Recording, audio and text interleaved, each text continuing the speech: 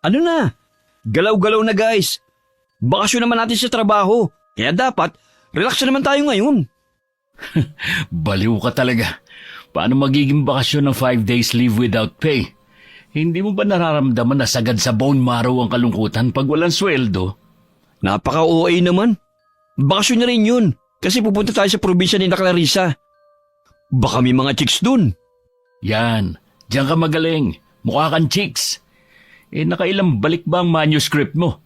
Hindi nga yan umaabot sa chief editor. Sige lang. Tumawa ka lang, Jomar. Porkit hindi mo alam ang pinagdadaanan ng mga taga-editorial section. Tinatawanan lang kami ng entertainment section. Mga kupal. Uy, nagkakasiyahan yata kayong dalawa dito ah. Nakapagpaalam na ba kayo kay boss? Si Ray pa. Hindi ko nga alam kung bakit nakuha to bilang writer eh. Napakatamad naman ito. Foul na yan Inaaway mo ako? Sino ba naman nangayaw sa pagkain at pera? Kung mayaman lang ako, nakahilata lang ako maghapon magdamag at hindi maghabol sa mga paimportanteng tao. Tinatawanan mo na naman si Ray, Mr. Horror Writer ha? Yan nga ang masakit eh. Horror writer ako pero hindi ako makakita ng kahit anong nakakatakot sa buhay ko. Ako, nakakita na ako. Tumahimik ka nga. Puro kalokohan eh. Naaalibadbaran ako sa'yo. Napakabasura talaga ng bibig mo. Baka kaya hindi ka makakita ng aswang dahil sa daladala mong pamana sa'yo ng nanay mo. Gagi, hindi yun pamana. Sabi ni Mama, palagi daw akong lapitin ng mga kung ano-ano. Kaya pinapabaunan niya ako ng Carmen at bote ng ihi ng kambing daw ang laman. Ihi ng kambing? Sa panghiba naman yan Sinong aswang ang gugustuhin pa lumapit sa'yo? Pero baka nga yung kinukwento mo sa akin kababata mo noon diwata yun. Naalala mo pa ba yung itsura niya? Hindi na nga Pero ang alam ko, siya yung nagsabi kay Mama sa mga kababalaghan na nangyayari sa akin nung bata pa ako na hindi ko na maalala ngayon. Kaya ako binigyan ng mga pangontra ng nanay ko. Baka soulmate mo yun. Sayang naman, di mo na maalala. Paanong maalala? Bigla na lang silang naglaho nun. Ewan ko talaga sa'yo. Bitter. Porket palaging iniiwan. Abat, tapalang ko kaya ang bibig mo. Siya nga pala, Clarissa. Saan nga pala yung venue ng birthday ng lola mo? Sus, kulit ng itlog. Sa probinsya nga namin. Ika-60th birthday. Hindi makaluwas sa probinsya kasi alam niyo na, arthritis is waving. Kaya pala 5 araw sinabi mong i-file naming leave. Sentido ko mon. Hindi naman nasa kabilang barangay lang yung probinsya ni Clarissa. Ayoko nga sanang sumama kasi sayang yung minimum wage ng 5 araw. Sumama ka? Balita ko nasa probinsya raw yung maraming aswang Malay mo, dun mo na makita yung hinahanap mong totoong aswang. Nako, ilan lugar na yung napuntahan ko kasi may sabi-sabi raw na may nagpaparamdam. May mga aswang sighting pero wala naman pala. Hayaan mo na.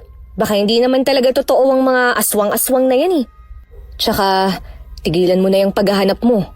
Baka di ka na makabalik ng buhay. Grabing seryoso naman yan, Clar. Parang addiction lang din naman yan Ang hirap iwasan lalo na kapag nakasanayan mo na. Ako kasi ilang taon na ako nasa entertainment section. Kaya naghahanap ako ng motivation sa mga sinusulat ko.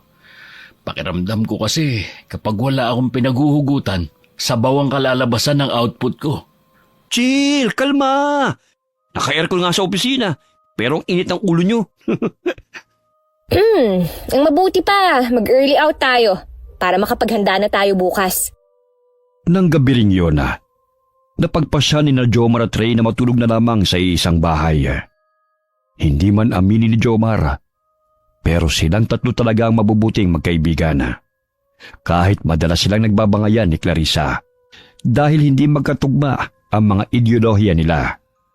Pero kinabukasan, pagdating nila sa baryo ng kaibigang babae sa probinsya, ay nakaramdam siya ng kakaibang sigla dahil sa nararamdaman niya sa lugar. Masyadong tahimik at puro taniman ng mga palay. Wala ring maayos na semento ang mga kalsada at punong-puno ng mga puno ng kawayan ang paligid. Mas lalong kumabog ang dibdib ni Jomar nang makita niya ang bahay ni Clarissa. Malaki at sinauna ang disenyo. Papagang sahig at malinis ang paligid. Ang sira at lumang tarangkaan ang nagbigay ng kakaibang disenyo sa lugar. Kasama ng malalaking puno ng akasya na nakapalibot dito. Akala ko ba mainit sa probinsya? Pero bakit sobrang lamig naman dito? Sus, sinisi mo pa ang kalikasan. Hindi ka lang kasi sanay makalanghap ng preskong hangin. Puro ka kasi polusyon. Tama si Jomar, Ray. Pero sa kapal ng libag mo, nakakaramdam ka pa pala ng lamig. Ba't sumusobra ka na? Ang dami nyo naman puno ng akasya rito, Clar. Oo, panahon pa ng hapon ng mga puno ng akasya na yan. Tinanim pa ng mga ninuno namin. Pero hindi nyo naisipang gawing pera, no? Ang mahal na ng bilihan ngayon ng lumber, ah. Ayaw pa naming multuhin kami ng mga ninuno namin, no? Multo nyo lang? May paniniwala nga na ang mga ganyang kalaking puno tirahan ng mga aswang. Kaya kapag pinutol mo raw yan, magagalit yung mga nakatira dyan. Kalokohan. Kung pagpuputol lang pala ng puno ang solusyon para makakita ako ng aswang, magpapaalam na ako sa iyo, Clarissa, na bibiliin ko yung pinakamalaking puno ng akasya. Utot mo! Lolo mo na yung mga puno! Yung edad mo ngayon hindi na nga magwa 1/4 sa edad ng mga puno namin . Pwede ba paawat na kayo sa puno ng akasya? Huwag yun ang pag-usapan, please. Baka marinig pa kayo ng mga nakatira dyan . Naririnig naman kita, Ugok. Malamang katabi kita . Hay nako, Ray. Naririnig ka ni Clarissa kasi siya raw yung nakatira sa puno ng akasya. Maganda ka naman. Pero sigurado akong hindi ka mangangalahati sa ganda ng mga diwatang nakatira dyan. Sino ka para ikumpara ko sa mga pipitsuging diwata na yan? Wala akong alam tungkol sa puno ng akasya na sinasabi mong pugad ng mga mahihinang elemento na yon. Kung ikaw yung nakatira dyan, ibig sabihin nun, aswang ka? At ano kami? Ba't mo kami dinala dito? Para gawing alay? Clarissa, kumalma ka muna. Hindi naman siguro seryoso yung sinasabi ni Ray. Ikaw kasi, yung bunganga mo talaga kahit kailan. Boo! Ututo ko talaga kahit kailan, Ray. Hindi ka na mabiro. Ang ibig kong sabihin, naririnig kita. Kasi dito ako nakatira. Sa bahay na yan. At pagmamayari namin ng mga akasyang nakikita mo. Ano? Napakawalang hiya mo talaga, Clarissa. Hindi ko talaga alam kung kailan ka seryoso at kung kailan ka nagbibiro . Sinong nakatira sa akasya at sinong aswang? Nya! Aswang! Aswang! Ikaw na lalaki ka? Aray ko, ba't namamato ka? May aswang nga, tumakbo na tayo. Sabi ko naman sa inyo, maraming mga elemento nakatira dyan sa puno ng akasya . Huy, ate ko yan. Ate naman kasi, ba't ba nakasuot ka na ng facial mask? At kasalanan ko pa ngayon? Para sabihin ko sa'yo, 6:00 na ng gabi at dapat nagpapahinga na tayo. Papansin talaga. Pinayagan kang pumunta sa syudad ng ilang taon. Hindi para maging ganyan ang ugali mo sa nakatatandang kapatid mo, Clarissa. Sorry po, Ate Selena. Wow! Tama ba yung narinig ko, Jomar? Ang mapagmataas na si Clarissa, humihingi ng tawad? Tumahimik ka kung ayaw mong paputukin ko yung labi mo. Kahit kailan talaga napakamanhid mo, Ray. Ako nga po pala si Jomar, Miss Selena. Ito naman ang kaibigan kong matabil ang dila, si Ray. Mga katrabaho po kami ni Clarissa.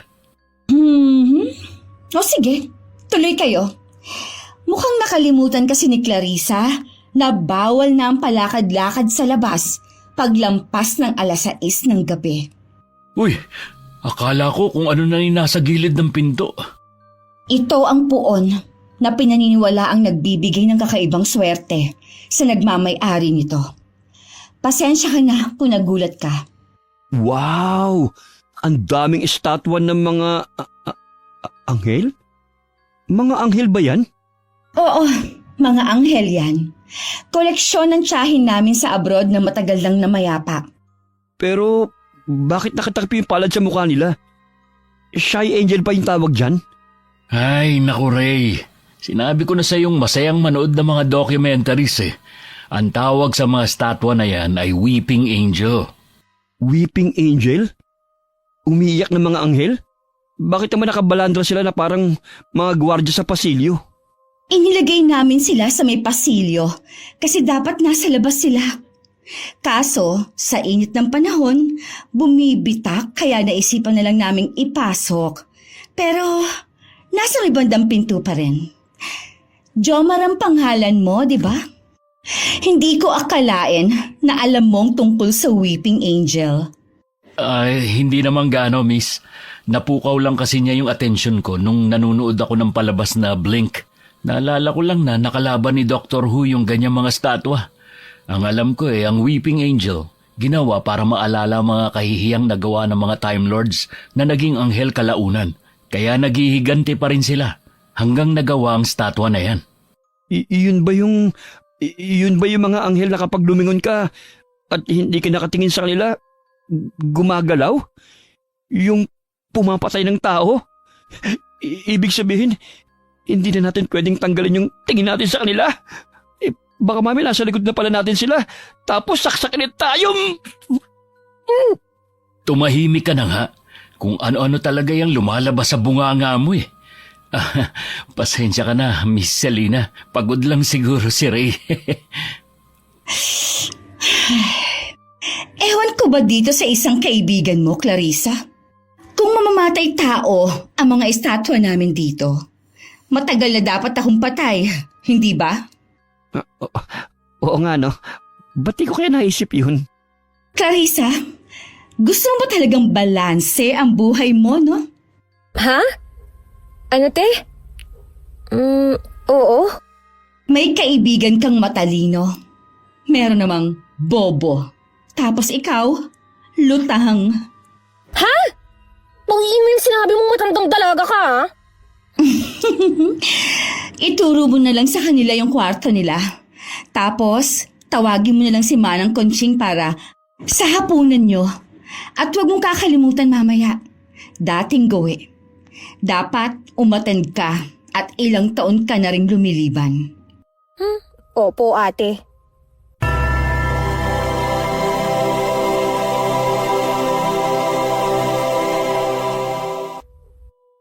Grabe. Ang ganda-ganda ng kapatid mo, Clarissa, pero ang bigat ng presensya niya. Para mapapao ko lang kung anong sabihin niya sa'yo eh. Paanong hindi bibigat ang presensya? Kung ano-ano yung sinasabi mo. Naiinsulto mo na yung pamilya niya. Malay ko ba? Isara mo na lang yung bibig mo, Ray. Kung wala namang lalabas na mabuti dyan. Oh, sakto. Andito na si Manang Conching. Manang, pakiayos na nga ho yung higaan ng mga bisita ko sa taas. Ako na lang ang bahala sa pagkain namin. Ay, hindi na muna siguro ako kakain. May ikaw, Jomar. Hindi na muna siguro. Napagod ako sa biyahe natin eh. Ganun ba? O halika kayo mga iho. Sa taas ang kwarto ninyo at puno ang mga kwarto sa baba ng mga gamit sa bahay. Pasensya na kayo kung ito lang ang kwartong maipapahiram namin, ha? Ayos na po ito. Mukhang madami po kaming bodyguard dito ah. Oo. Dati kasing kamarero ang pamilya ni na Ma'am Selena. Huminto lang noong matanda na ang donyang lola nila. Kaya naimbak na ang mga santo dito sa kwartong ito. Pero alaga pa rin naman sila. Ganun ho ba? Mukhang maalam ho kayo sa pamilya ni na Clarissa. Matanong ko lang po, ilang taon na ho kayong nagtatrabaho rito? Hindi pa ako pinapanganak. Nandito na ako. Kasi dito na rin tumanda at namatay ang mga kaanak ko. Maiwan ko na muna kayo at mag-aayos pa ako para mamaya. Salamat ho, Manang Conching. Joms, para namang minamari tayo sa mga santo na ito. Tapos paglabas natin dito, mga banal na tayo. Tumahimik ka nga dyan. Magbihis ka na lang para makatulog na tayo. Uy, talagang ipipikit mo na lang yung mga mata mo rito? Hindi nga yata ako makakatulog nito eh. Kasi parang may nakatingin sa akin. Kinikilabutan ako. Ay magrereklamo ka kay Clarissa? Nakakahiya no? Kaysa naman patulugin ka sa tabi ng mga Weeping Angel. Mas pipiliin ko na lang dito matulog sa tabi ng mga rebulto. Oo na.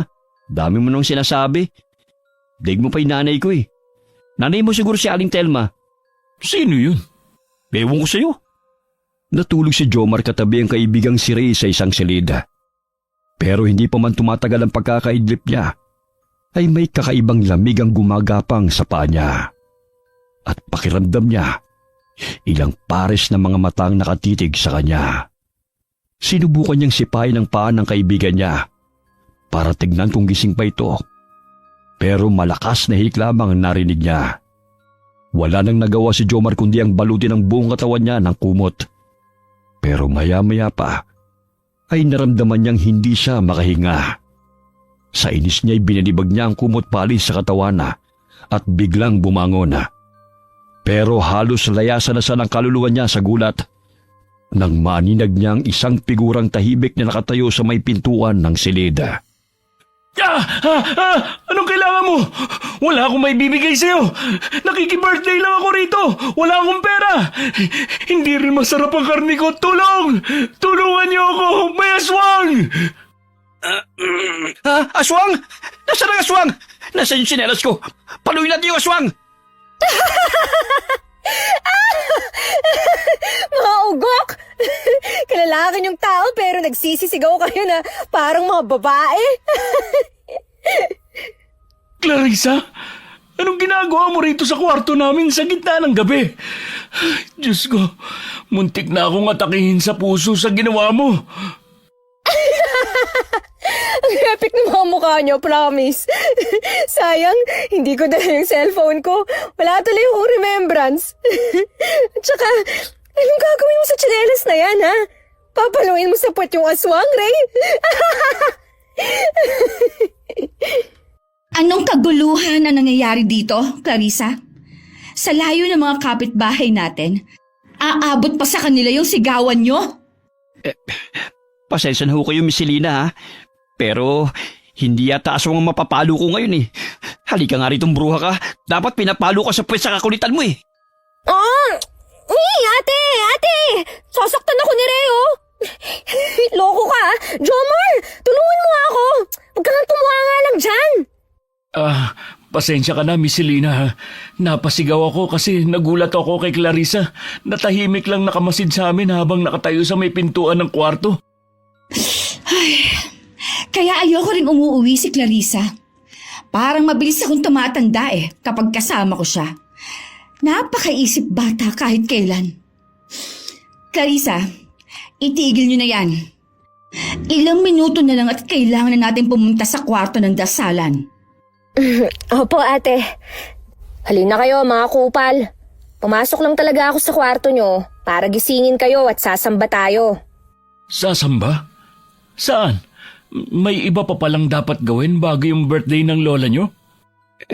Di ibig sabihin ito, mapupuyat pa rin tayo? Ay, kala ko pa naman makakapagpahinga tayo ngayon nasa probinsya na tayo. Halika na.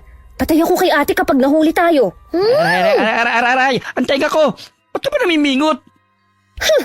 Mas mabuti nang ikaw ang mapingot ko kesa ako ang mapingot ni ate. Teka, hindi mo pa ako sinasagot. Araw-araw ba tayong sasamba hanggang sa kaarawan ng lola mo? Hindi lang hanggang sa kaarawan ni Lola. Araw-araw talaga kaming sumasamba. Kaya nga tumakas ako papuntang Maynila eh. Ay, nandito na tayo. Huwag kayong maingay ha. Baka mapagalitan din kayo ni ate. Manang Conching, pakisindihan nga ho ang mga kandila. Shh! Clarissa, Opo, ate. pakitanggal na ho ang takip ng puon, Manang Conching. Diyos ko po, ano yan? Shh! Tahimik! Tahimik na napasinghap si Jomar nang makita niyang sinasabing poon ng nakatatandang kapatid ng kaibigan nila. Katulad dito sa mga ribulto na nakita nila sa pasilyo sa salas ng bahay. Pero ang kaibahan lamang ay wala itong pakpak na parang sa anghel. Nakapangmadre ang suit ito. Nakayuko. Nakangisi at matatalas ang paningin na binibigay sa kanila. Wala itong pintura. Maliban sa mata nitong mapupula na parang mata ng mabangis na hayop. Nagsimulang gapangan ng kilabot si Jomar nang magsimulang magbigkas ng dasal si Selena. at napansin niyang katabing si Ray ay sumusunod sa mga kilos ng dalawang babae na para bang wala ito sa sarili. Hanggang sa sumapit ang 3:00 ng madaling araw, pati siya'y nakakaramdam na ng pagkahilo. Ray! Ray! Lumabas na tayo. Hindi ko na kaya dito. Parang maya-maya pa'y mahihimatay na ako. Oh, Ray! Huwag mong sabihing natutulog kang walang yaka. Nag-sleepwalk ka ba? Ay, Diyos ko naman, Ray. Gising! Sobrang bigat ng nararamdaman ko. Parang babagsak na ako anytime. Jomar, ayos ka lang ba? Namumuti ka na oh. Ah? Ha? Tapos na ba? Pwede na ba kaming lumabas ng kwarto? Para kasing hindi ako makahinga eh. Hindi ko alam kung anong nangyayari sa akin. Oo, tapos na. Pero kailangang maunang lumabas si ate bago tayo. Para saan ba yung dasal na yun? Bakit umaabot ng 3 oras ang tagal? Tsaka, kakaiba naman ang poon nyo. Nakayuko. Hindi mo dapat sinasagot ang ganyang tanong, Clarissa. Dapat, una pa lang, sinabihan mo na ang mga kaibigan mo sa pamamaraan ng pamilya natin para hindi sila nagugulat ng ganito. Lumabas at magpahinga na kayo. Manang, pakikandado ang kwarto pagkatapos mo maglinis. Halina kayo. Doon na lang ako sa kwarto niyo magpapaliwanag. Hindi ako natatakot ha. Hindi ko lang maipaliwanag ang mga nakikita ko. Alam mo namang nakasanayan na natin sa trabaho natin sa media na kahit maliliit na bagay, kailangang halongkatin natin para sa katotohanan. Pasensya ka na. Parang nagalit pa yata ang ate mo. Pero si Ray, parang kakaiba yung kinikilos ni Ray. Sa simula pa lang nung dasal, ganyan na siya. Hindi ko rin alam eh. Baka pagod na pagod lang talaga siya ngayong araw na siya na mismo ang nag-shutdown. Pero paano niya nalaman ang mga dapat gawin kanina kung tulog siya? Yan ang hindi ko kayang ipaliwanag. Hayaan na lang muna natin siyang matulog. Humihinga naman siya kaya magigising pa yan bukas. Samang damo naman yun eh. So ano? Ano yung rebulto na yun? At para saan yun? Ganito kasi yun ah. Hindi naman talaga nakakatakot yung santo na yun eh. Naging parang nakakatakot lang nung napabayaan na. Ah, ibig sabihin hindi kayong unang may-ari ng santo na yun? Oo, ibinigay lang sa amin. Kasi mahilig naman daw kaming mag-alaga ng mga rebulto. Teka. Hindi ko talaga maintindihan eh. Journalist tayo, Clarissa. Alam kong sa simbahan sinusuko ang mga santong may ganong vibes. Hindi sa mga pamilya na mahilig lang sa santo. Makinig ka kasi muna. Pag sa simbahan siya sinurrender, sa tingin mo ba magagampanan nila yung pagdarasal na gaya ng pagdarasal namin? Hindi. Hindi ka makakasiguro. Kaya ibabalik namin sa dati ang puon na yun. Kahit mapuyat pa kami ng ilang gabi. Parang narinig pa lang kita nung isang araw na kaya ka nasa Manila kasi ayaw mong sumama sa dasal ng ate mo. Kakainis ka kasi eh. Ayaw mo kasing maniwala kagad eh. Oh, sige na. Bumalik ka na sa kwarto mo. Matutulog na muna ako habang hindi pa maliwanag.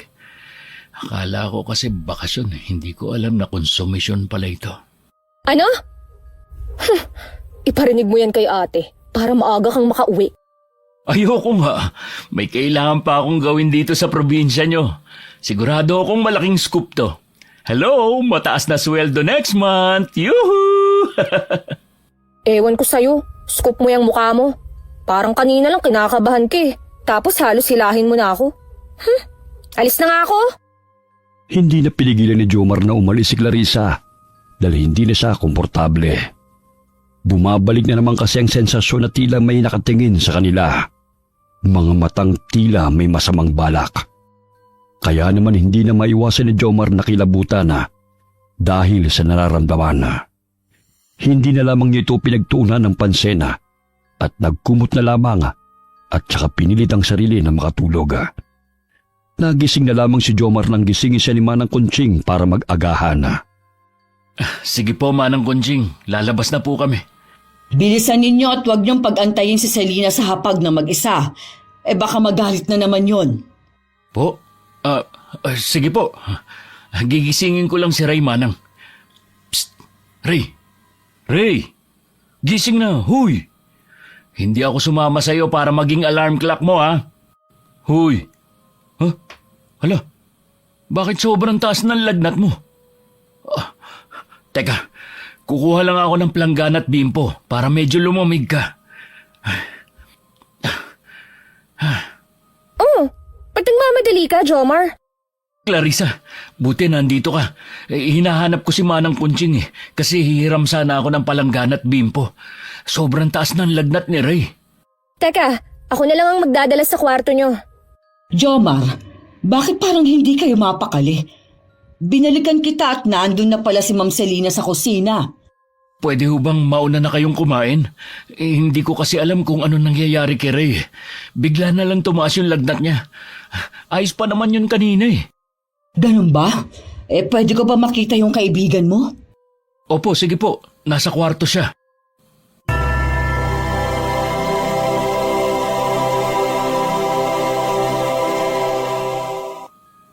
Anong ibig niyong sabihin, Manang? Yung katulad sa mga paniniwala sa probinsya na mag-ingat kung ayaw makagalaw ng hindi katulad natin? Totoo pala yun? Oo. Bakit? Hindi ka ba naniniwala doon? Pasensya na ho. Pinanganak at lumaki ako sa Manila, kaya medyo hindi ako naniniwala sa mga pamahiin sa probinsya. Maniwala ka sa akin, Jomar. Hindi gagaling ang kaibigan mo sa simpleng gamot lang. Anong gagawin ko, Manang? Paano gagaling si Ray? Ang gawin mo, umuwi na kayo habang maaga pa. Bumalik na kayo sa kung saan kayo galing. Umuwi na kayo, Jomar, habang buhay pa ang kaibigan mo. Ano? Hindi naman ho yata pwedeng mangyari yun. Susubukan ko muna yung ibang paraan, Manang. Kung gaya ng sabi nyo, na nakagalaw si Ray ng kung anong nilalang, hindi ba dapat dito rin mahanap yung gamot niya? Manang! Jomar! Anong pinag-uusapan nyo? Hinahanap ka na po ni Ate Selina, Manang. Nanghihingi na yata ng pagkain. Hindi ako nagkulang sa pagpapaalala sa'yo, Jomar. Hindi mo ako masisisi kapag may kakaiba pang nangyari sa inyong dalawa. Mauna na ako sa inyo. Sasabihan ko na lang si Selina na hindi kayo makakasabay. Anong pinag-usapan nyo ni Manang, Jomar? Wala yun. Kinausap niya lang ako tungkol sa nangyayari kay Ray. Dapat daw umuwi na kami at isugod ko sa ospital si Ray para matignan kung ano nangyayari sa kanya. Si Manang talaga. Umaatake na naman yung katandaan niya. Jomar? Clarissa? Ano nangyari? Bakit parang kakatayo na ako sa tingin nyo? Walang yaka, pre. Pinag-alala mo kami. Akala ko katawa mo na lang ang iuuwi namin sa Manila eh. Ha? Natutulog lang naman ako. Sobrang himbinga ng tulog ko eh. Hindi ko na namalayang nakalabas na pala tayo sa kwarto na yun. Anong natutulog? Sobrang init mo, hoy. Akala ko kinukumbulsyon kang walang yaka. Kung nagkataon, baka ako makatay ng nanay mo. Katay? Wala naman sigurong kakatay sa inyo. Uto-uto. Nagbibiro lang kami sa katay kat. Aray, ang sakit ng katawan ko. Hoy, pare. Huwag mo nga kaming pinagloloko. Hindi. Masakit talaga yung katawan ko. Para akong binugbog. Ubus na ubus yung lakas ko. Parang hinigop yung lakas mo. Sabi ko na sa'yo nilalagnat ka nga kanina. Bigla ka na lang hinimatay nung nasa kwarto tayo ng dasalan. Kwarto? Dasalan? Sakit ng ulo ko. Ray! Huwag mong pilitin kung hindi mo maalala. Baka kung ano pa mangyari sa'yo Gagaling ka rin, Ray. Nabigla ka lang siguro sa biyahe kahapon. Jomar, umuwi na tayo. May nilalang ako nakita kanina. Maitim. Sobrang dilim. Maitim siya. Sinasakal niya ako habang nakalod tayo kanina. Gusto niya akong kunin, Jomar. Umuwi na tayo sa Maynila. Parang awa mo na. Ray! Ray! Gumising ka! Tumaas na naman yung lagnat niya. Baka nagdedeliryo na si Ray. Pabibilhin ko na lang ng gamot si Manang Conching habang ikaw naman, Jomar. I-cold compress mo siya, ha? Para bumaba yung lagnat niya. Maiwan ko muna kayo. Hindi na alam ni Jomar ang nangyayari. Nabubuhay ang dugo niyang mag-imbestiga sa nangyayari dahil isa siyang mamamahayaga. Pero nakasalalay naman ang buhay ni Rhea kung hindi siya makikinig sa payo sa kanya ni Manang Conching. Nang humupa saglit ang lagnat ni Rhea, ay napili na munang magkape ni Jomar sa may balkonahe ng bahay para malinawan ang isip niya. Pero hindi pa nga siya nakakatatlong higop sa kanyang kape, ay nakaramdam na siya ng malamig sa kanyang tabi. Agad na kumabog ng malakas ang dibdib ni Jomar sa kaba. At nang unti-unti niyang nilingon ang katabi, ay bumungad sa kanya ang isang malaporselanang balat na nakakapit din sa barandilya ng balkonahe. Anong kailangan mo? Hindi ako masarap. Wala akong kwenta kaya wala kang mapapala sa akin. Si Ray na lang yung kunin mo. Paano mo nalaman na kukunin kita? Lumapit pa lang naman ako sa'yo Basta, lasang kape ako kaya hindi mo ako makakain. Kape na yung dugo ko eh. Jomar, ayos ka lang ba? Sa ganda kong to, ha? Magagawa ko bang makapanakit ng ibang tao? Ikaw pala yan, Miss Selena. Akala ko kung ano na eh. Pasensya ka na. Madami lang akong iniisip. Halata nga. Humihigop ka pa sa tasa mo. Pero hindi naman nakakaabot yung kape sa labi mo. Pero parang sarap na sarap ka pa. Bakit ka nga pala nandito? Maghahapon na. Akala ko magbo-beauty rest ka na. Kanina pa talaga kita hinahanap. May gusto kasi sana akong itanong sa'yo. Ha? Ano naman yun? Parang kinakabahan naman ako dyan. Kakakape mo yan, Jomar. Hindi nga. Itatanong ko lang sana kung single ka. Single? Ano naman po yan tanong nyo, Miss Selena? Single na single po ako. Fresh from birth. Never been touched but kissed. Mapagbiro nga talaga kayo magkaibigan. Nagtataka lang kasi ako ngayon. Kayong dalawa lang kasi ni Ray yung hindi nagpapahiwatig sa akin. Kahit magdadalawang araw na kayong nandito sa bahay. Nanood na yata ang trabaho hanggang sa buto ko. Kaya hindi ko na maisip yung pagnanobya. Kung ako na lang kaya, ayaw mo ba sa magandang nobya? Ang pait. Maglalagay muna ako ng asukal ha. Oh, Jomar! Ba't para kang ini-LBM dyan? Ay, ano ba yung ate mo, Clarissa? Napaka-random naman. Ha? Si Ate Selena? Bakit? Anong nangyari? Baka maging mag-inlo tayo ha. Sabihan mo yung ate mo na huwag akong masyadong akitin. Baka mamaya hindi ko na siya pakawalan. Walang iya ka. Parang kailan lang. Parang takot na takot ka pa kay ate. Tapos ngayon, bumabanat-banat ka na dyan, ha? Hindi, puwera biro. Babalikan ko na muna si Ray at baka kung ano na nangyayari sa kanya. Sus, ewan ko sa'yo. Kakain na tayo maya-maya. Kaya kung kaya nang bumangon ni Ray, isama mo na lang siya sa kusina. O sige, nandito na rin naman ako sa tapat ng kwarto namin. Mauna na ako sa iyo, Clarissa.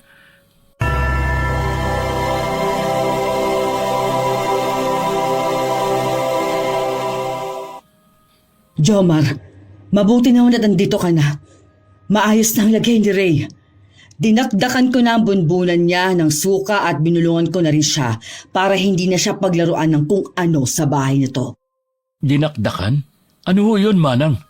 Proseso yon na pangtanggal ng mga usog o kung ano-ano pang gawa ng mga hindi tulad natin.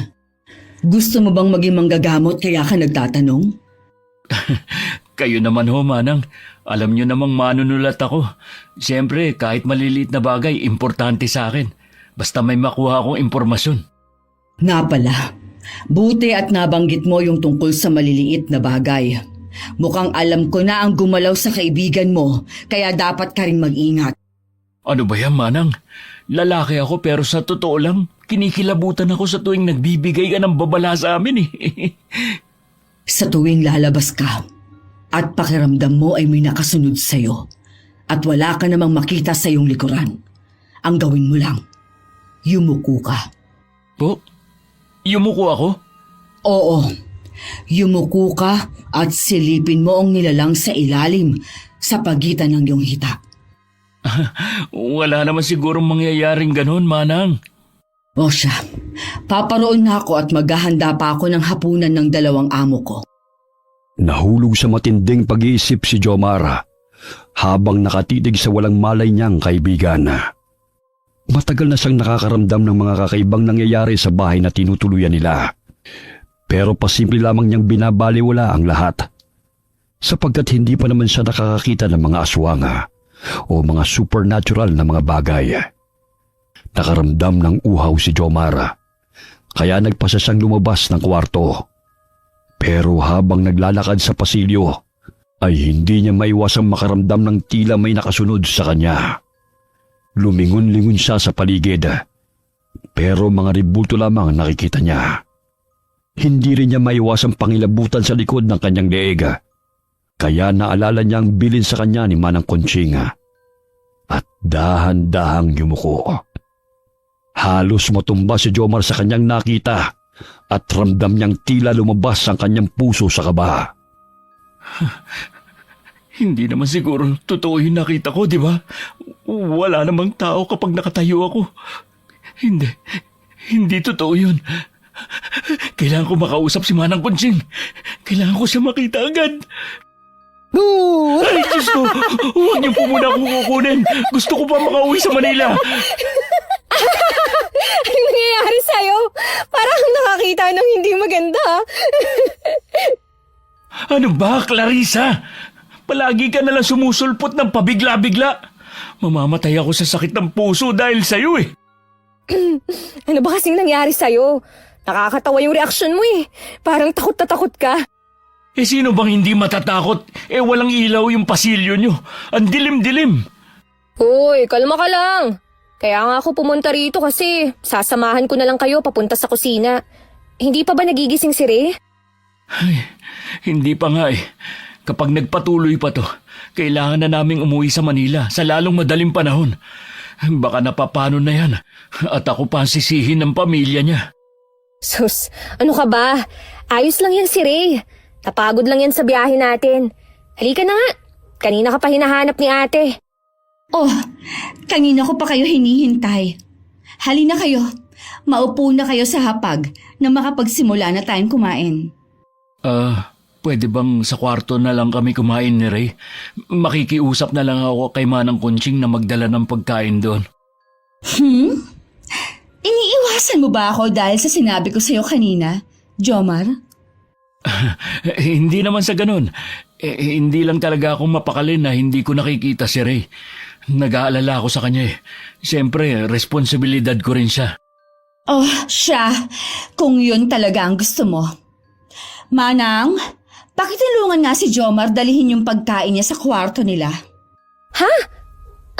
Teka sandali. Ano bang pinag-usapan niyo kanina? Hindi ko maintindihan eh. Ipaliwanag niyo naman sa akin. Saka na. Halika na po, Manang Conching.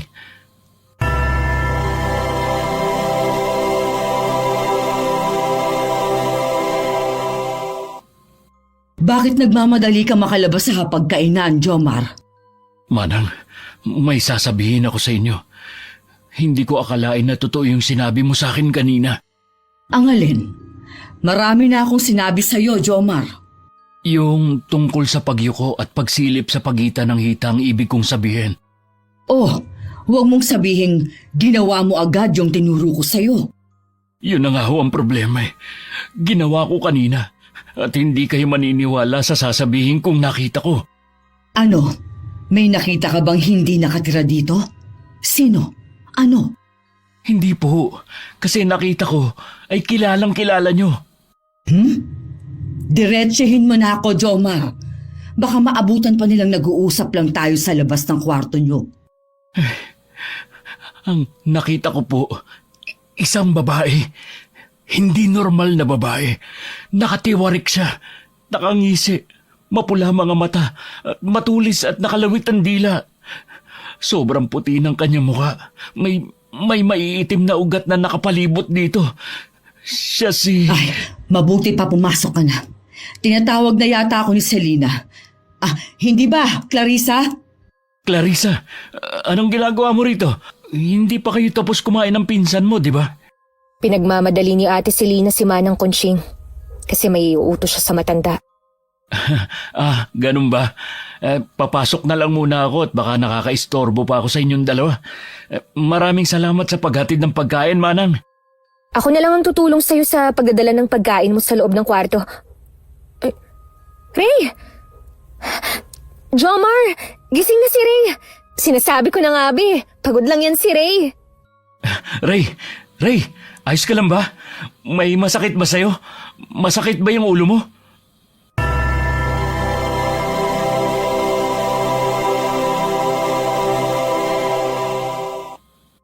Jomar, nakatitig lang sa kawalan si Ray. Mas mabuti nang nagising si Ray ngayon. Uuwi na lang siguro kami bukas sa Manila, Clarissa. Baka hindi na kami makadalo sa kaarawan ng lola mo. Ano? Hindi pwede yan. Ang ibig ko sabihin, baka kailangan niyo munang magdasal ngayong gabi? Magdasal? Hindi ba pwedeng umabsent na muna kami? Alam mo namang hindi mabuti ang kalagayan ni Ray, di ba? Hindi pwede. Ang ibig ko sabihin, baka dapat mas mapalapit pa kayo sa Diyos? Pag-iisipan ko. Makikisuyo na lang ako kay Manang Conching na puntahan ako kapag oras na ng pagsamba. Hindi na alam ni Jomar kung saan pa siya kumukuha ng tapang na harapin ang lahat ng pagsubok na ito. Lalo na ang pagdalo sa oras ng pagsamba, kung saan nagsimulang magbago si Ray. Pilit din niyang inaalalang dasal na binabanggit ng dalawa nung nakaraang gabi. Pero tila nagka-amnesia na siya at wala siyang maalala ng mga oras na yon. Dahil sa malakas na pakiramdama, kumuha si Jomar ng bulak sa dala niyang mga gamit at nilagay ito sa kanyang bulsa. Dilat na dilat siyang naghintay hanggang sumabit ang 12:00 ng gabi at kumatok na sa pinto si Manang Conching. Habang naglalakad sila at pareho nilang inaalalayan si Ray, ay may kakaibang pakiramdam na naman siyang nararamdaman. Malamig at nakakakilabot, katulad sa naramdaman kanina. Nga pala, Manang Conching, hindi ko natuloy yung sasabihin ko kanina kasi naging abala na rin ako kay Ray. Marami pang daraan na araw para sa sumbong mo, Jomar. Sa ngayon, ito ang tatandaan mo. Sa oras na pumasok kayo sa kwarto ng dasalan, malaki ang tsansa na hindi na kayo makalabas ng buhay. Ha? Kung ganun po, mas mabuti ang desisyon kong lumuwas ng Maynila kasama si Ray. Hindi. Huli na ang lahat, Jomar. Nagsisimula na sila. Hindi mo na maibabalik sa dati si Ray. Anong ibig niyo sabihin? Na kahit anong paraang medikal ang gawin ko, ganito na talaga si Ray? Oo, pero may isang paraan ang pwede mong gawin. Ano ho yun? Yon ay alamin ang sikreto na itinatago ng pamilyang ito. Alamin mong lahat dahil isa dito ang susi para makabalik sa dati niyang katauhan si Ray. Mukhang mahirap po ang pinagagawa niyo. Baka abutin pa kami ng kaarawan ng lola ni Clarissa. Nandito na tayo. Hindi na ako papasok, kaya ikaw nang bahala kay Ray, Jomar. Opo, maraming salamat sa tulong niyo magising siya, Manang. Siya nga pala. May sasabihin ako bago ka pumasok. Ano po yun, Manang? Mag-iingat ka sa loob. Huwag kang magpapadala sa dasal nila. Gumawa ka ng paraan. Opo. Sandali lang, Ray. Sumandal ka muna sa pader at may lalagay ako sa tenga mo. Maglalagay din ako ng bulak. Jomar, ano pang ginagawa niyo sa labas? Halina kayo. Kanina pa naghihintay si ate sa inyong dalawa. Nangawit kasi yung kamay ko kakakarga kay Ray eh. Tara na, pasandali na lang muna natin siya. Mabuti naman at nandito na kayo. Palagi na lang kayong nahuhuli sa mga usapan nating oras, ha? Pasensya ka na, Miss Selena. Binihisan ko pa kasi si Ray eh. Baka nangangamoy na. Nangangamoy? Anong ibig mong sabihin? Matagal nang patay si Ray? Ay, hindi. Pasensya ka na kung ganun ang pagkakaintindi ninyo. Ang ibig ko sabihin binihisan ko siya para mapreskuhan. Alam nyo na. Mabuti naman kung ganon. Huwag na nating patagalin to. Magdasal na tayo. Nagmamadali si Jomar na may pasak ng maigi ang bulak sa kanyang tenga nang magsimula ng magdasal si Selena at Clarissa. At nang nasa kalagitnaan na sila ng pagsamba, ay nakita na lamang niyang nakakakilabot na poon na may nakakatakot na ngisi at namumula ang mga mata. Akala ni Jomar na mamalikmata lamang siya dahil sa antok. Pero pigil na pigil niya ang pagsinghap nang makita niyang biglang parang acrobat si Selena. Nabali ang katawan nito at tila inaasin ang uod sa harapan. Maya-maya'y pati ang buhok nito ay mas lalong humaba at ang mukha ng babae naging katulad na sa nilalang na nakita niya sa pagitan ng kanyang hita. Kahit nanginginig sa takot, ay pinilit na lamang ni Jomar na umakto na tila wala siyang nakikitang kakaiba at nagpanggap na tulala gaya ni Ray. Ayos na ang lahat, ate. Mukhang wala nang malay ang dalawang to. Nakadilat na lang at nakatingin sa'yo. Mabuti naman. Halika, dalihin mo silang dalawa dito sa altar. Ngayon mo na ba talaga sila? Huwag kang maingay, Clarissa. Nasaan ang pananabik natin yan kung ibubunyag mo agad ang lahat ngayon, diba? Pero tayong dalawa lang naman ang nandito, ate, di ba? Kaya ayos lang na pag-usapan natin to ngayon. Napakamanhid mo talaga. Hindi ko alam kung anong pumasok sa kokote ni Lola sa paggawa niya ng desisyon na yon. Napakawalang kwenta mo talaga kahit kailan. Pasensya na po, ate. Sayang tong si Jomar. Kung pumayag agad sana siya sa sinabi ko sa kanya kanina, hindi ko na sana siya isasali sa planong ito. Teka, bakit may tubig ang mukha ni Jomar, Clarissa? Ha? Pawis? Pawis ba to? Ano pawis? Bakit magkakaroon ng pawis yan tapos itong pangit na katabi niya wala naman? Pupunasan ko na lang siya, ate. Baka kanina pa siya pinagpapawisan talaga. Ayusin mo. Mukhang nakakuha ng ating pinuno ng tamang lakas. Kaya naman, ibalik mo na sila sa dati nilang pinagkakaupuan. Pero, ano muna yung sinabi mo kanina kay Jomar, ate? Sinabi ko lang naman kung gusto niya ng nobya na kasing ganda ko. Oh, bakit parang galit na galit ang ekspresyon mo, Clarissa? Galit ka ba na sinubukan kong akitin ang lalaking gusto mo? Kasi kung hindi ka mahina, kung tinanggap mo lang sana ang pagiging mandurugo mo, makakaya mo na rin ang ginagawa ko ngayon. Hindi ho ako galit, ate. Namamangha lang ako kapag ginagamit mo yung abilidad mo. Gisingin mo na ang mga taong yan. Huwag mo na akong inuto. Baka mamaya, ikaw ang ipalit ko kay Jomar. Oho, masusunod ho. Jomar! Jomar! Kumising ka na nga! Ha? Ano nangyari? Tapos na ba yung pagsamba? Wala na dito si ate, kaya pwede na kayong bumalik sa kwarto. Pasensya ka na ha. Sobrang napagod yata ako kahapon kaya hindi ko na malayang nakatulog na pala ako. Ganun ba? Mabuti naman. Halika na, tulungan na kita sa pagpasan kay Ray pabalik sa kwarto nyo. Hindi na kailangan. Malapit lang naman yon. Matulog ka na. Malamang pupuntahan kami ni Manang Conching para tignan yung kalagayan namin. Oo sige, sabi mo eh. Sure ka na ba? Pwede naman kitang tulungan. Oo naman, kaya ko na to. Sige, mauna na ako sa inyo. Inaantok na rin ako eh. Ray, halika na. Hindi ka naman siguro magpapabuhat ngayon, no? Naglalakad ka na nga kanina eh. Ha? Ba't ka tumigil? Halika na. Bumalik na tayo sa kwarto natin. Ray, ano ba? Ano ba tinititigan mo dyan sa pinto? Nakatingin siya sa pinto ni Ma'am Selina.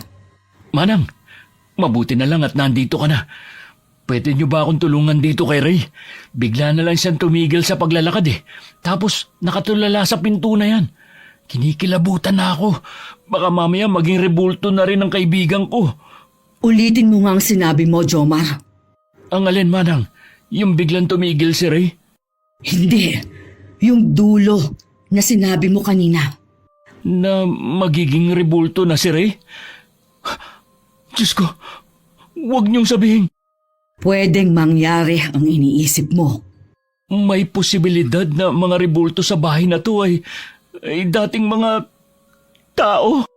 Kailangan mo na kaagad mahanap ang lunas ni Ray habang hindi pa huli ang lahat. Pero bisperas na bukas ng kaarawan ng lola ni Clarissa. Tama. Kunin mo ang pagkakataon na yon na hanapin ang lunas kasi madaming tao bukas. Walang makakapansin sa'yo kung kikilos ka ng kakaiba. May plano na kasi kung dalhin si Ray sa manggagamot bukas. Tapos dediretso na kami ng uwi. Hindi ko alam ang plano mo, Jomar. Pero kung ang gusto mo ay siguradong paggaling ni Ray, ipapayo kong manatili muna kayo rito. Titignan ko na lang bukas, Manang. Hindi na kasi maganda ang kutob ko sa mangyayari bukas. Dati binabaliwala ko lang yung kutob ko. Ngayon, parang kailangan ko ng paniwalaan ng mga kakaibang nangyayaring ito. Ako ang mas paniwalaan mo. Matagal na akong nagsisilbi sa pamilya na to. Kaya kilala ko na sila. Kung ganun, alam niyo na rin ang sikreto ng pamilya nila. Sabihin mo na lang sa akin, Manang. Ang sabi ko, matagal ko na silang kilala. Hindi ko sinabing pati ang sikreto nila ay alam ko na. Hindi lahat ng tungkol sa bahay na to ay alam ko na. Mabuti na lamang at may bulak sa tenga si Jomar. Hindi niya gaanong narinig ang paligid. Sapat lamang na ang pumasok na tunog sa kanyang tenga ay ang mga salitang nasa malapit lamang. Kaya hindi siya tinabla ng kung anong itim na dasal na ginawa ni Selina na alam mismo ni Clarissa. Nahulog siya sa malalim na pag-iisip at ang postura ng babae kanina ay bumalik sa isip ng lalaki na labis na ikinatakot ni Jomar.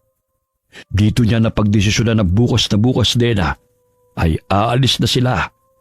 Pero ibang naging plano ng tadhana. Ngayong hapon, ang bisperas ng kaarawan ng lola nila Clarissa at Selina. Kaya wala nang lalabas pagpatak ng 5:00 ng hapon, ha? Manang Kunching, kakain na lang ako para hindi ako magmukhang bastos alang-alang na rin kay Clarissa. Pero pagkatapos, aalis na kami ni Ray. Hindi na ako magtatagal sa lugar na ito at wala na akong balak pang alamin ang sikreto ng pamilya ni Clarissa. Hindi naman sa pinipigilan kita, pero buo na ba talaga ang desisyon mo? Delikado nang lumabas pagpatak ng 5:00. Hindi naman po yata kami kasali dyan kasi aalis na kami. Ikaw ang bahala. Nagkamalay na ba si Ray? Hindi pa po. Kaya baka sa probinsya ko na po muna kami pansamantala at maghahanap ako ng manggagamot doon. Ang saya-saya ko. Kaarawan na ni Lola. Nandito pa ang mga kaibigan ko. Tutulungan niyo ako maghanda, ha? Maghanda saan? Siyempre, saan pa? Eh di sa birthday ni Lola. May sasabihin nga pala ko, Clarissa. Ha? Mamaya na yan. Hindi naman siguro importante yan, diba? Kailangan ko na rin magpalit ng damit eh. Kasi 4:30 na. Maghanda na rin kayo ni Rhea. Kita-kits na lang sa kusina. Manang, wala ho ba talagang ibang bisita kundi kami lang ni Ray? Napakabait ko talaga no? Kasi payag pa rin ako sa gusto ni Clarissa kahit alam kong ibang nilalang ang ate niya. Baka ako pa nga maging handa nila Pero ako pa tong nakukonsensyang umalis. Pambihira naman talagang buhay ito. Wala nang ibang bisita. Kaya sigurado akong magagalit si Clarissa kung magpapaalam kang aalis ka na ngayon. Hindi naman ngayon na agad, Manang. Kakain muna kami tapos aalis na. Oh, siya. Wala naman akong magagawa kasi nasa labas naman na yung mga bagahe niyo ni Ray. Pasensya na po. Gusto niyo hubang sumamang tumakas, Manang? Nakakakonsensya naman po kung iiwan namin kayo rito. Salamat. Pero dito na yata ako mamamatay. Kinakabahan mana. Mahigpit ang hawak ni Jomar sa kamay ni Rhea para mahila niya kaagad ito kung sakaling magkatotoo ang masamang kutob niya. Habang tahimik silang kumakain sa mesa. Maraming handa kahit 4 lamang silang nagsasalo-salo. May mga kakaibang putahe na noon lamang niya nakita. Ngunit hindi na siya nag-usisa pa at baka luto lamang ito sa probinsya ni na Clarissa. Napansin niyang wala ng lamang tubig ang pitsela kaya nagboluntaryo siyang kumuha ng maiinom sa kusina.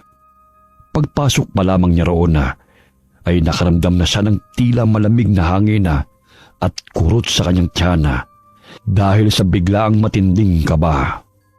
Nakita niya ang isang malaking itim na kaldero at hindi niya alam kung anong pumasok sa isip niya nang buksan niya ito. Malakas na napasinghap si Jomar at halos masuka siya sa nakita. Pero pilit niyang pinakalma ang sarili para hindi siya mahalata at matiwasay silang makalis sa demonyong lugar na yon ni Rhea. Ray, bakit nakangiti ka dyan? Nakakausap ka na ba? Bigla na lang umiti ang kaibigan mo nang lagyan ko ng karne yung plato niya. Ngumiti? Hindi naman ngingiti si Ray dahil sa binigay mo sa kanya Kasi hindi siya mahilig sa karne. Ganun ba? Pero nakita ko namang sinubo at nilunok niya yung karneng binigay ko Ha? Nilunok? Ayos ka lang ba, Jomar? Masama ba ang pakiramdam mo? Pwede ba akong pumunta sa banyo? Isasama ko si Ray at sisipilyuhan ko. Baka kasi magalit siya sa akin at pinakain ko ng karne. Vegetarian pala si Ray? Pero, nung unang araw, kahit ano naman yung kinakain niya. People change. Banyo muna kami. Oo nga, Jomar. Bakit ka magbabanyo? Ray, nakakapagsalita ka na? Walang hiya ka? Pinag-alala mo ako? Ha? Ayos lang naman ako Anong ayos? Ngayon ka lang nagsalita ulit. Ewan ko sa'yo. Nababaliw ko na yata, Jomar Hindi. Hindi mo ako naiintindihan. Ngayong magaling ka na, may kukwento ko sa'yo. Paanong bigla ka na lang nakapagsalita na parang walang nangyari sa'yo? Dahil yata sa karne na kinakain ko. Hindi naman nasusuka si Ray gaya ng sinasabi mo. Ayos lang ba, Selena? May pag-uusapan lang sana kami ni Ray.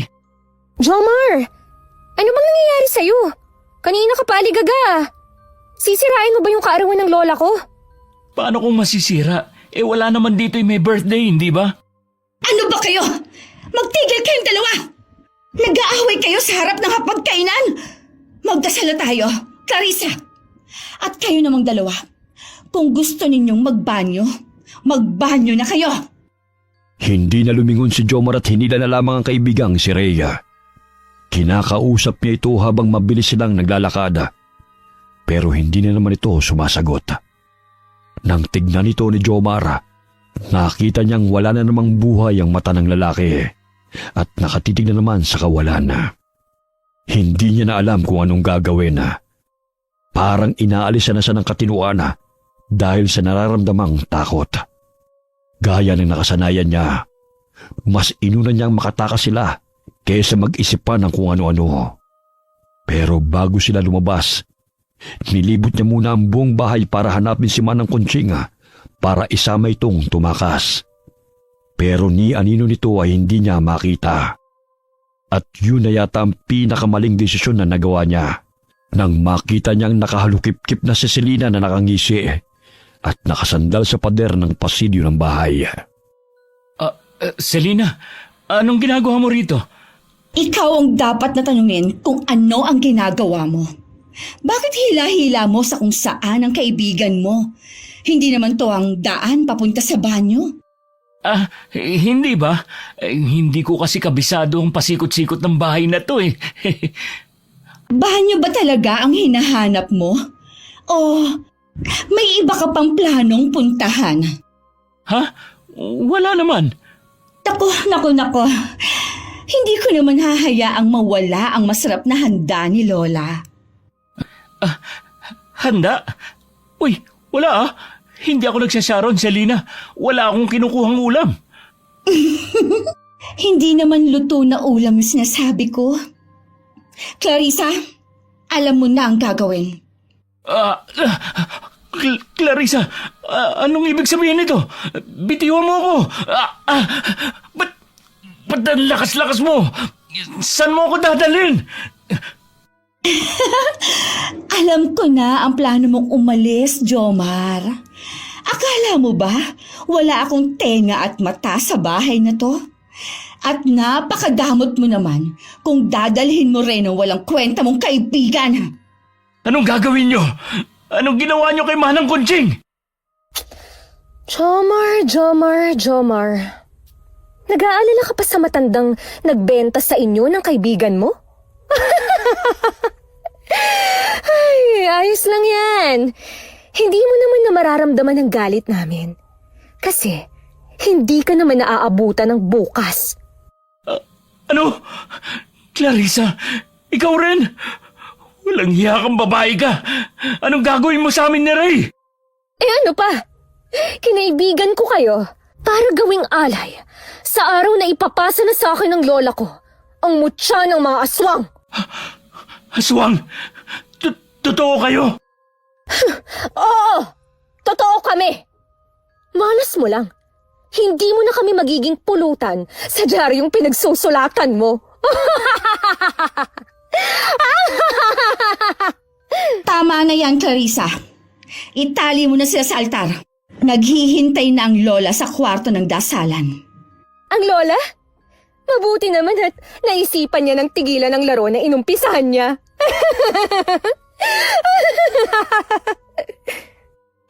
Sandali lang, Clarissa. Pag-usapan muna natin to. Bakit mo ko tinatali? Ray, gumising ka. Gising ka na kanina. Kawawang Jomar. Binigyan ka na nga ng babala ni Manang Kunching. Pero hindi ka pa rin naniwala. Sinasabi na rin sa'yo ng matandang yon ang paraan para gumaling ang kaibigan mo. Pero wala kang ginawa. Hindi naman siguro tama na tawagin na manang ang lola natin, ate. Ano? Lola niyo si Manang Kunching? Hindi ka ba nagtataka na wala kaming pinapakilalang lola kahit nakaarawan niya? Hindi. Akala ko lang na nasa malayong lugar pa ang lola niyo. Kaya wala pa siya rito. Anong ibig sabihin nito? Kawawa ka naman. Masyado ka ng in denial, Jomar. Yan ang problema mo. Hindi ka masyadong nagtitiwala sa sarili mo. Kaya ito ang nagtulak sa'yo sa ganitong sitwasyon. Bakit ako? Bakit kami pa ni Ray, Clarissa? Marami din naman tayong katrabaho ah. Kaya bakit kaming dalawa pa napili mong biktimahin? Nakakadiri kayong mga lalaki. Mabibilang na lang sa kamay ang matitino. Kapag nakakakita kayo ng magagandang babae, para kayong mga asong ulol na may malalaswang imahinasyon. Pero naiiba kayo sa lahat. Ha? Anong akala mo sa amin ni Ray? Mga santo? Hindi kami perpektong lalaki. May mga pangangailangan din kami. Kaya hindi ka nakakasiguro kung naiiba kami sa kanila. Kaya pakawala mo na kami. Hindi mo pa rin yata alam ang kinalalagyan mo, Jomar. Kami ang pamilya ng mga aswang na kung tawagin ay mandurgo. May kakaiba kaming kakayahan na makakilatis ng aming biktima. Kaya wag mong kukwestiyonin ang pamimili ni Clarissa sa inyo. Pero papasahan pa lang siya ng mutya niyo, hindi ba? Ibig sabihin, normal na tao pa rin siya. Ba't mo ako sinampal? Minamaliit mo ba ang dugong mandurugo ko? Kahit wala pa sa akin ang lahat ng kakayahan ni na Ate Selena at Lola Conching, matalas pa rin ang pang-amoy ko. Hindi ko akalain na totoo nga mga aswang. Kaya pala hindi ako makakita ng mga kung ano-anong element. Kasi may kasama pala ako sa trabaho na nagtataboy ng kapwa niya aswang.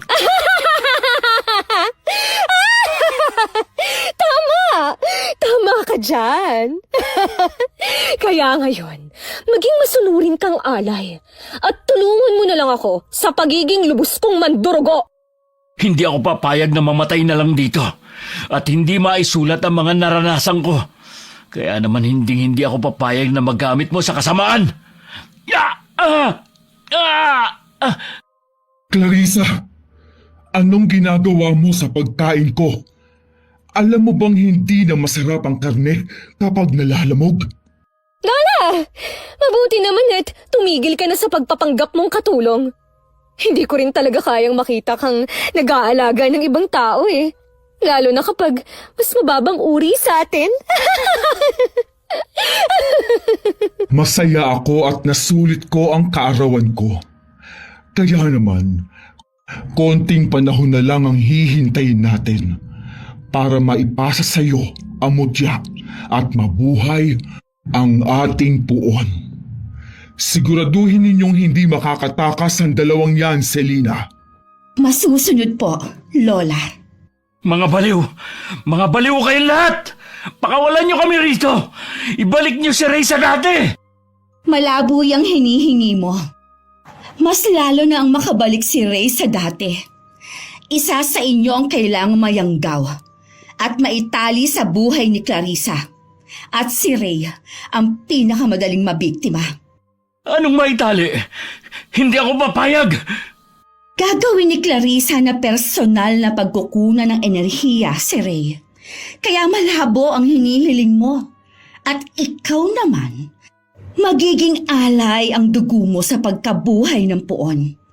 Ang sariwang dugo ng birhen lalaki. Yan ang kailangan namin. Hindi! Hindi! Pakawalan mo kami! Selena! Bumalik ka rito! Pakawalan mo kami!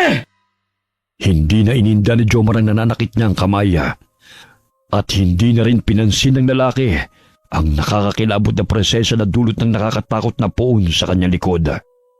Agad niyang ikinuskos ang kamay na may tali sa kanyang likod sa may matulis na gilid ng altar. Mabilis at paulit-ulit, hindi alintanang paghapdi ng kanyang balat, hanggang sa maramdaman niyang nag-iinit na ang tali at tuluyan na nga itong naputol. Wala na siyang sinayang na oras. Agad niyang hinawakan ang kwelo ni Ray at hinila ito. Wala nang lakas si Jomar para kargahin pa ang kaibigan, kaya minabuti na lamang niyang hilahin ito. Halos magdilim ang paningin ni Jomar at masuka dahil sa kaba habang tumatakas sila.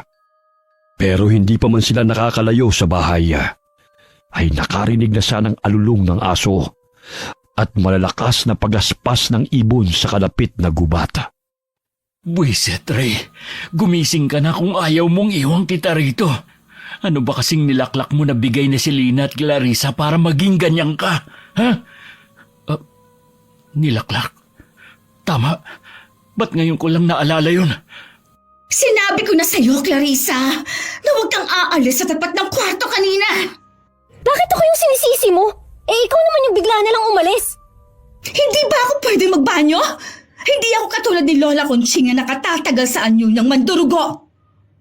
Tao pa rin ako, kaya nakakaramdam ako ng mga pangangailangan.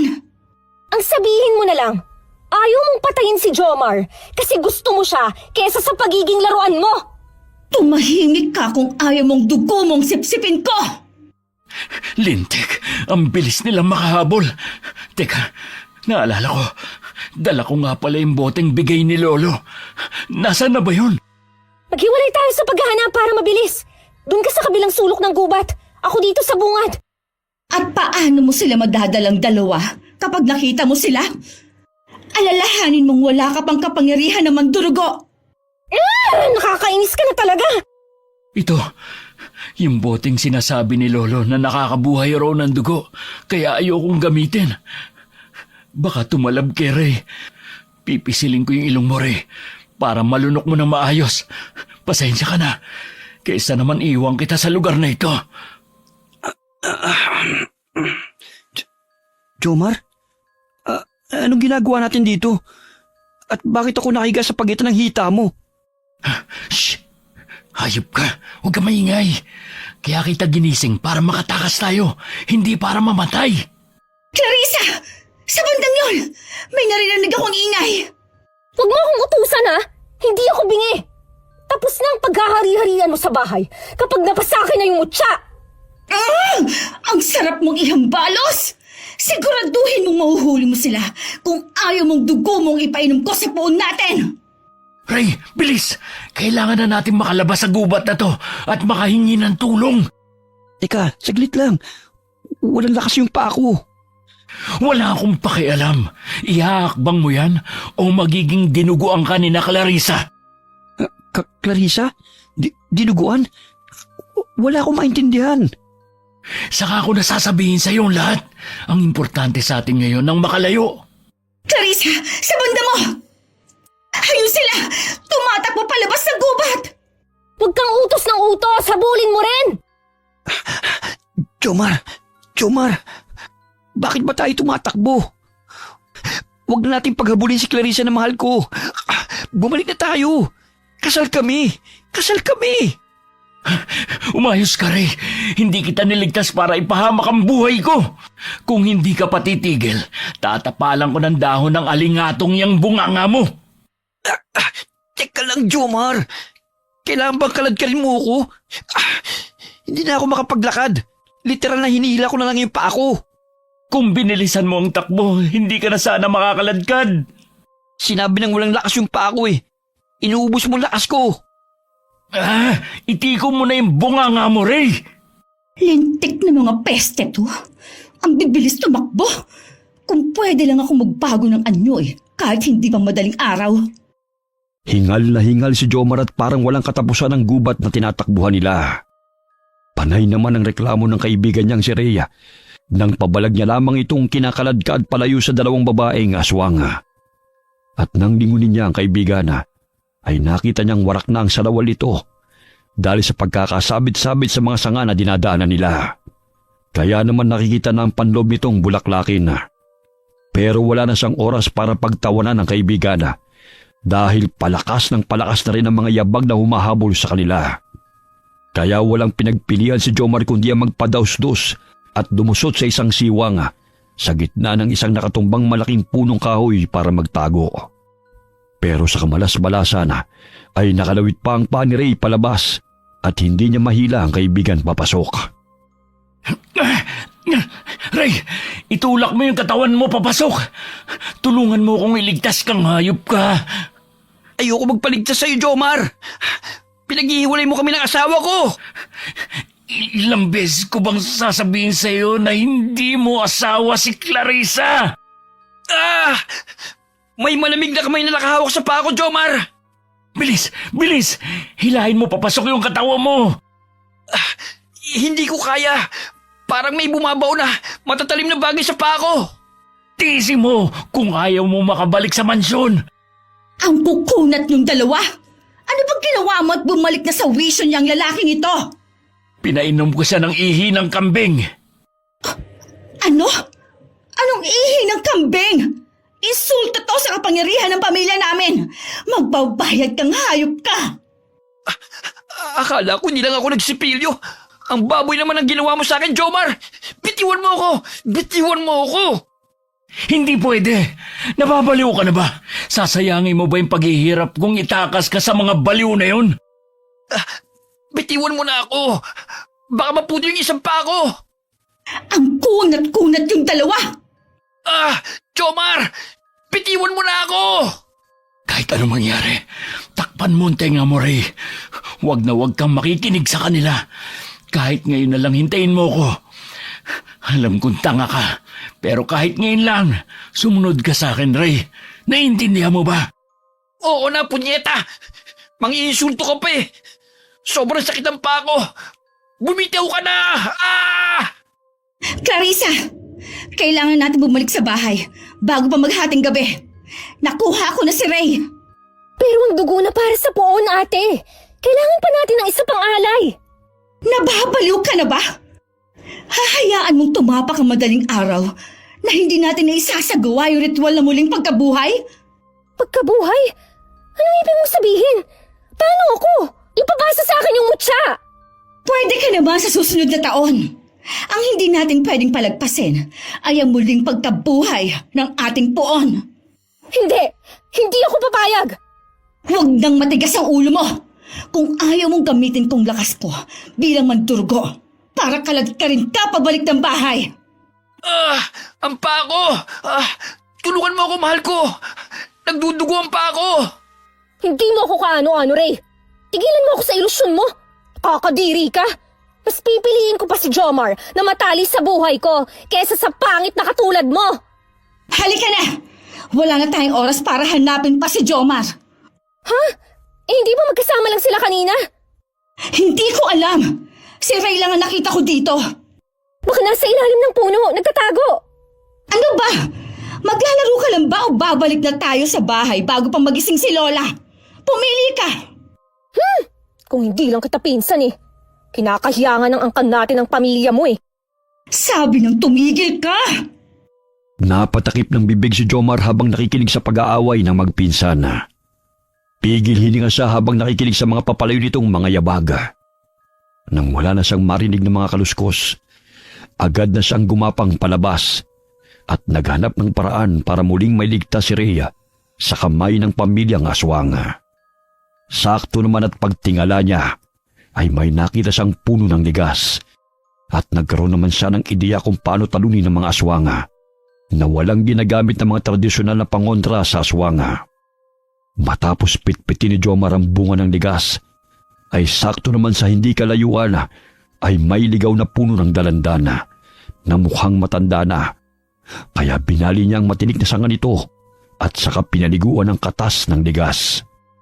Kahit kabadot kumikirot ang mga sugat sa katawan, maingat na muling bumalik si Jomar sa bahay ng mga aswang para iligtas ang kanyang kaibigan. Anong nakatakas sa mga bihag? Paano nangyari yon? Hindi matutuwa ang puon natin kapag hindi natin siya nabuhay ngayon. Mga walang kwenta! Kaya kayo pinatapon ng kanya-kanya niyong pamilya sa pamamahay ko dahil wala kayong idinulot na mabuti. Pero, Lola, nahuli naman po namin yung isa. Anong magagawa ng isang alay? Kailangan ko ng dalawa! Dalawa! Marunong ba kayo magbilang? Mga bobo! 10 taon ang hinintay ko para sa araw na to. Alam niyo ba ang mangyayari kapag wala akong mapagsalinan? Mamamatay tayo at mamamatay ka, Clarissa, kapag wala kang pagkukunan ng dugo sa oras ng pagsasali ng mutya. Mga bobo! Lumayas kayo sa harapan ko! Hahanapin po namin ng isang alay, Lola. Bilisan nyo! 2 oras na lang at maghahating gabi na!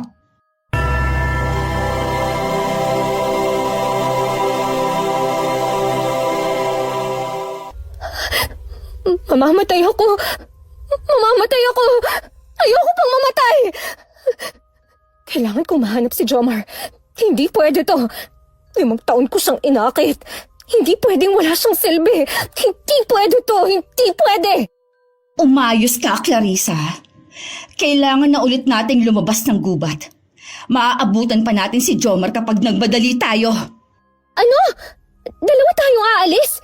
Paano si Ray? Paano kung makatakas na naman siya? Anong gagawin natin? Ayoko pa mamatay. Magiging makapangyarihan pa ako mandurugo katulad ng pawn natin. Aray! Kailangan kitang sampalin para magising ka sa katotohanan, Clarissa. Kahit kailan, hinding-hindi kita hahayaang lamangan ako. Walang kabutihang nananalaytay sa dugo nating mga aswang. Kaya hindi ako makakapayag na uutos-utusan mo ko balang araw. Ano? Napakatuso mo talaga. Alam kong tinago mo si Jomar para hindi matuloy ang pagsasali ng mutya sa akin. Saan mo siya hinayaang magtago? Sa gubat? Sa gubat? Aha! Sa loob ng putol na kahoy na yun ba? Magaling ka rin no? Pero tingnan lang natin kung hanggang saan ang galing mo. Clarissa! Maldita kang babae ka! Matapos ng ginawa ko sa'yo, bumalik ka dito, Clarissa! Lumabas ka na dyan. Wala na si Clarissa. Bakit mo ko tinutulungan, Selena? Hindi ba ang mas mahalaga ay mailigtas mo ang kaibigan mo? Bilisan mo na. Habang hindi pa pumupunta sa silid-dasalan si Lola. Gusto mo bang tumakas kasama namin? Alam kong hindi mo gagawin na kumampi sa mga taong kagaya namin nang walang dahilan. Hindi ko kailangan ng tulong mo kung gusto kong tumakas. Matagal na akong tumakas. Bilis na! Naaamoy ko ng Lola na paparating na dito. Lintik. Ray! Ray! Halika na! Pakakawala na kita. Huwag mong sabihin wala na namang lakas yung mga paa mo para tumakbo. Jomar, natatakot ako. Totoo bang iaalin na yung dugo ko para mabuhay itong nakakatakot na puwan sa likod natin? Oo, kaya nga sinabi ko sa iyong bilisan mo ng pagtakbo kanina. Jomar! Huwag mo nang kalaga ng tali ni Ray! Papalakas yung amoy na nasisinghot ko! Dito! Bilis! Magmadali kayo! Sundan niyo ako! Aha! Sinasabi ko na nga ba eh. Buti na lang at nakinig ako kay Lola. Clarissa! Akala ko nasa gubat ka! Sinabihan ako ni Lola na bantayan kita dahil wala siyang tiwala sa mga ikinikilos mo. Tama nga siya. Kampi ka pa rin talaga sa mga tao. Kaya pinatay ni Lola ang nanay at tatay mo. Tumigil ka, Clarissa! Hindi mo ko kaya kapag nagpalitan niyo ako ngayon. Kawawa ka naman. Gusto mo pang mamuhay na parang tao, hindi ba? Eh paano ka magiging tao kung hindi ka na makakabalik sa anyong tao mo kapag nagpalit ka sa pagiging mandurugo mo ngayong pulang buwan? Ha?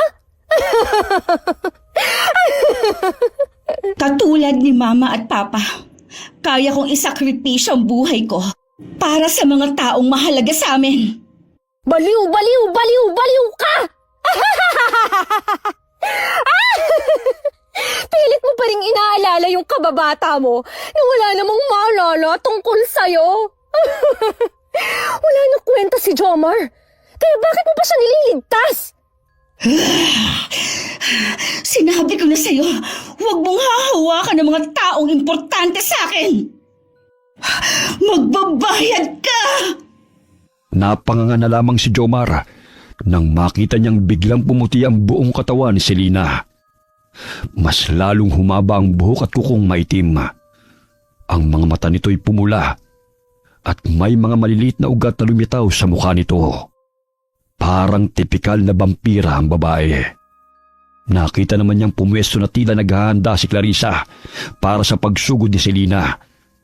At ilang segundo lamang ay nagsalpukan na ang dalawang aswang. Kahit hindi nagbabagong anyo si Clarissa, malakas pa rin itong nasasangga ang mga kalmot ni Selena. At napapantayin pa rin ito ang bilig ng babae. Pero ang hindi niya inaasahan ay ang pagsugod ng isang figura papunta kay Selena. Kaya walang pinagpilian si Jomar kundi kunin ang sandata niya at sinangga ang atake ni Manang Conching at pinaulanan niya ito ng sunod-sunod na pag-atake at tinamaan niya ang dibdib nito. Buwet! Hindi ko akalaing makakahanap ka ng paraan para makagawa ng sandata na panlaban sa aswang. Pero hindi na kayo magtatagal ng apo ko. Magpaalam na kayo sa mundong ito. Hindi ko hahayaan na buhayin niyo ang poon! Ako nang bahala sa dalawa, Jomar. Sirain mo ang poon sa may altar para hindi na matuloy ang binabalak nila. Hindi! Hindi! Hindi ako papayag na masira mo ang matagal na naming inaasam! Jomar, bilis! Clarissa, mahal ko. Alam kong hindi ka masama. Kaya tigilan mo na yan. Naiinis na talaga ako sa kamamahal mo. Wala na akong pakialam kung wala na kaming alay. Ikaw ang uunahin ko! Si Ray! Ray! Hindi! Jomar, huwag mong iwan ang poon! Hindi ko hahayaan na sirain mong pinaghirapan ko! Ako nang magiging pinakamalakas na mandurgo sa buong angkan namin! Ah! Ang kamay ko! Bitiwan mo ang kamay ko! Hukluban! Ah! Anong klaseng armas yan? Ba't nasusunog ang balat ko? Pagbabayaran mo to! Namalayan na lamang ni Jomar na tumilapon siya at sumuka ng dugo nang bumangga ang katawan niya sa pader ng bahay. Umuubo-ubo siya nang lapitan siya ng matandang aswang at hinawakan sa leeg. Bago pa ulit-ulit na sinuntok at kinalmot sa iba't ibang bahagi ng kanyang katawan. Nang pakiramdam niya'y mawawala na siya ng ulirat, nagawa pa niyang ibalibag ang aswang at gumulong siya sa paanan ni Selina na mahigpit na hinahawakan si Clarissa. Napansin naman niya ang pulang pakete na gawa sa tela na nahulog sa kanya nang tumilapon siya sa lupa. At laking pasasalamat niya na suot pala niya ang Carmen na palaging ipinapasut sa kanya ng nanay niya. Pero malayo siya kay Jomar at hindi niya maigapang ang lasog-lasog niyang katawan. Nang mawawala na siya ng pag-asa, nakita niyang tinakbo ito ni Ray at sinipa palapit sa kanya at ang kaibigan naman niya ang pinagdiskitehan ng matanda. Ray! Jomar! Ikaw nang bahala sa lahat, pre! Ginawa ko ng parte ko! Kahit na maliit na tulong lang to! Jomar! Si Ray! Huwag kang magkakamaling lunukin ang laman ng karne na yan, kundi papatayin ko tong kaibigan mo! Huwag mo na akong alalahanin, Jomar! Hindi natin pwedeng hayaang magpagala-gala ang mga aswang na ito! Gawin mo ang dapat mo gawin, Jomar! Tuparin mo na ang pangako mo! Panalayain mo ako! Pero, Selina... Jomar! Ngayon na! Sa pagsigaw na yun ni Selina, agad na binuksan ni Jomar ang pakete at nakita na lamang niyang nasusunog na ang kamay ni Selina habang hawak ang sanga ng dalanda na may katas ng anagas at nakabaon sa dibdib ng matandang babae. Pero ang mas ikinagalit ni Jomar ay nang makita niyang nakabaon din ang mahahabang kuko ng matandang mandurugo sa dibdib ni Selina at tumutulo ang dugo sa bibig nito na may nangihinang ngiti. Nandilim na ang buong paningin niya at ramdam niya na ang lakas na galing sa mutsa sa gitna ng karneng habilin ng kanyang ina. Dinig niya ang sigaw ni Clarissa nang hawakan niya si Manang Conching at malakas din niyang ibinaon ang kamao niya sa dibdib nito gaya sa pagpatay nito kay Selina. Lola! Lola! Hindi ka pa pwedeng mamatay! Isasalin mo pa sa akin yung mutya ng mga aswang! Itong itim na bato ba ang tinutukoy mo? Pwes, tingnan mo kung paano ko wakasan ang angkan ng mga mandurugo. Hindi pwede! Bakit mo binasag ang mutya? Hindi maaari ito! Hindi pwedeng mabasag ang mutya! Ang mutya! Ang mutya! Bitiwan! O sige, sabi mo eh.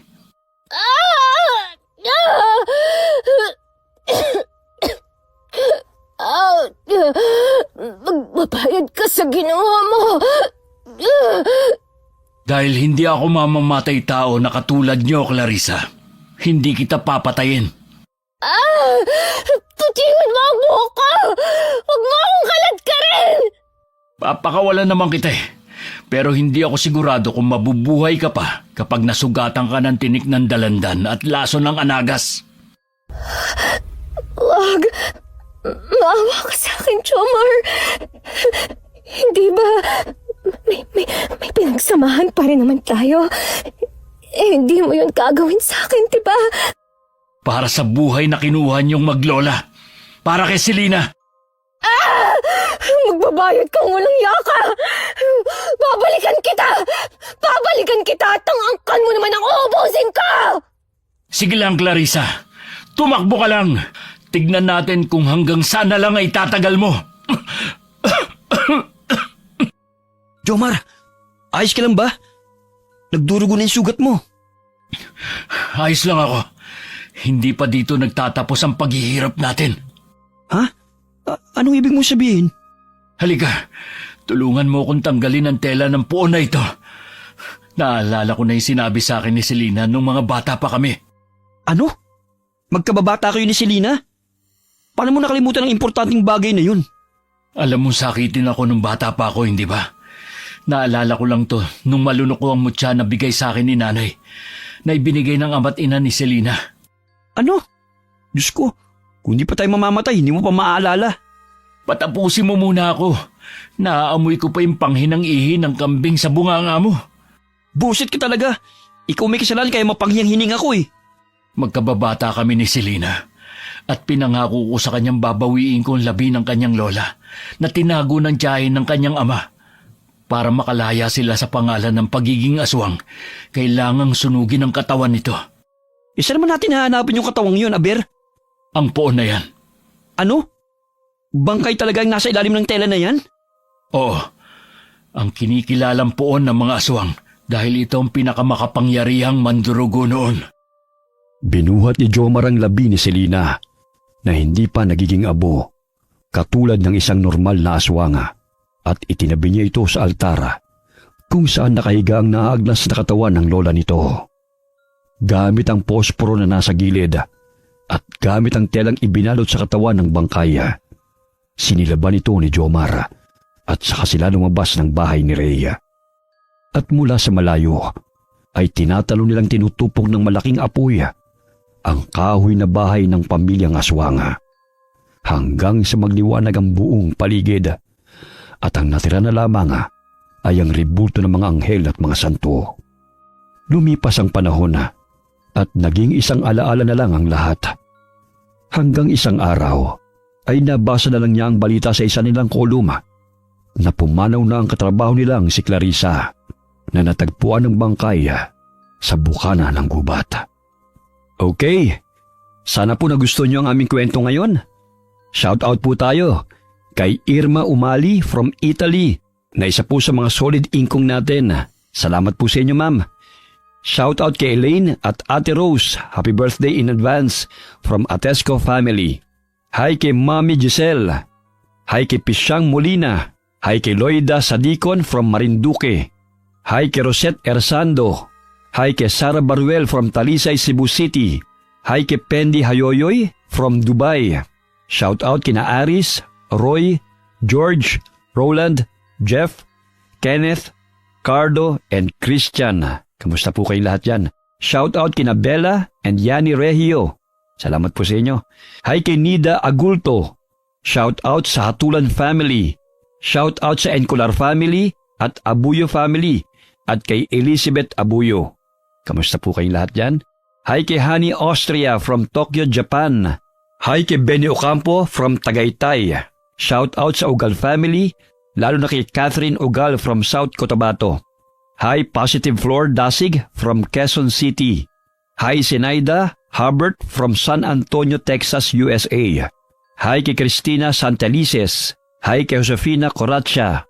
Hi Periwinkle Rose from Valenzuela. Hi kay Arlene Turquisa. Shout out kina RV and Rosalind Risnes. Alright, maraming salamat po sa inyong lahat and God bless us all. Ano na? Galaw-galaw na